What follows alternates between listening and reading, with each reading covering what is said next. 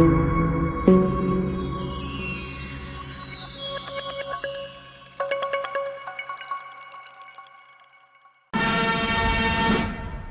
and gentlemen, the President of the United States and Mrs. Reagan.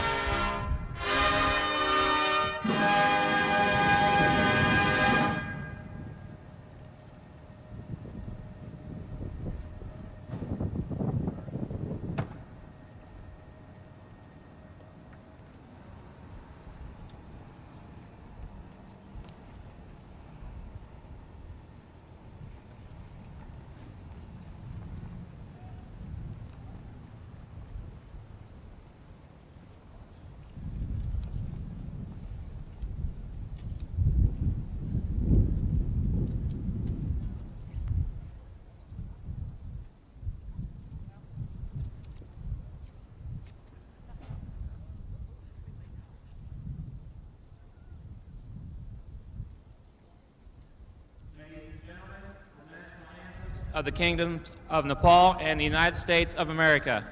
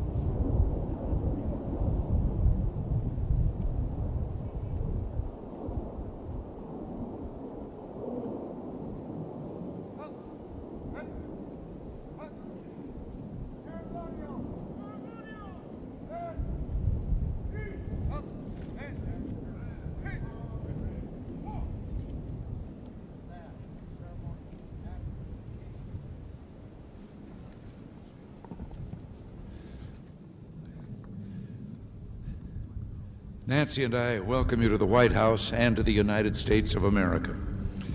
It's a particular pleasure to have King Birendra back in our country for the first time since his student days. We hope that you will again feel at home and among friends here, not only at the White House, which you visited as Crown Prince, but throughout our country. And Queen Aishwarya, this is your first visit to the United States, and we hope that our goodwill and hospitality will encourage you to return again. The United States and Nepal are on opposite sides of the globe. We face different challenges, and our cultures symbolize the diversity with which mankind views the world. Yet our ties have grown stronger since our countries established relations in 1947. The vast distance which separates us is bridged by the miracle of modern communications and transportation. Our distinct cultures are linked in our people's common commitment to peace and human progress. In Nepal, Your Majesty, you've set forth to win the battle against illiteracy, disease, hunger, and poverty.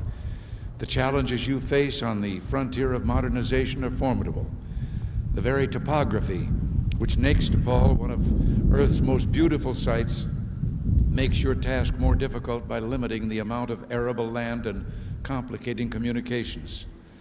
Although improved health and nutrition in your country has saved lives, it has also increased the pressures on finite resources. Education and information have expanded the horizons of your citizens, but have also raised their expectations. Your development program, which began some 30 years ago, exemplifies the wise and progressive leadership provided by your family.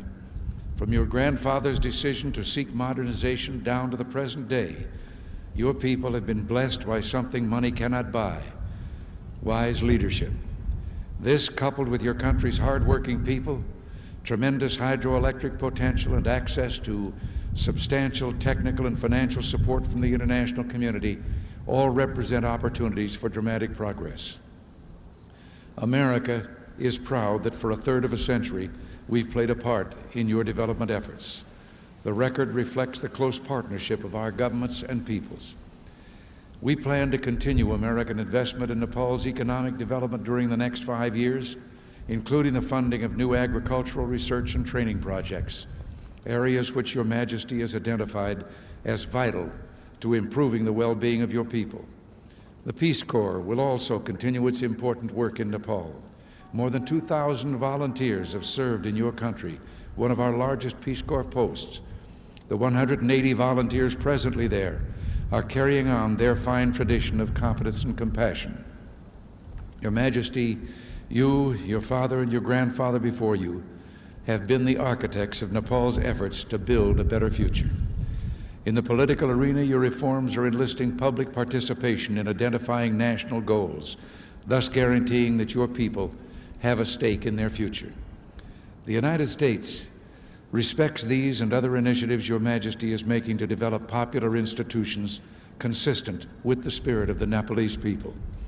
There is every reason to be confident that your goals of economic progress, political stability, and national security will be reached. America is happy to offer encouragement and support in these noble efforts. Your Majesty's moral leadership in condemning the Soviet invasion of Afghanistan is much appreciated here. We should not forget the heroism of the Afghan people in their fight for the freedom and independence of their country. We're also grateful for the courage your nation has shown in the cause of peace. Nepal has been willing to do more than just cast a ballot at the United Nations. It has volunteered its military personnel to serve in some of the world's most troubled areas, giving depth and meaning to Nepal's commitment to peace. The world needs more nations like Nepal, which are willing to help shoulder the burden of preserving peace as well as advocating it in world forums. Once again, Your Majesties, welcome to America. We look forward to getting to know you better as a means of enriching the deep friendship which has always characterized our relations.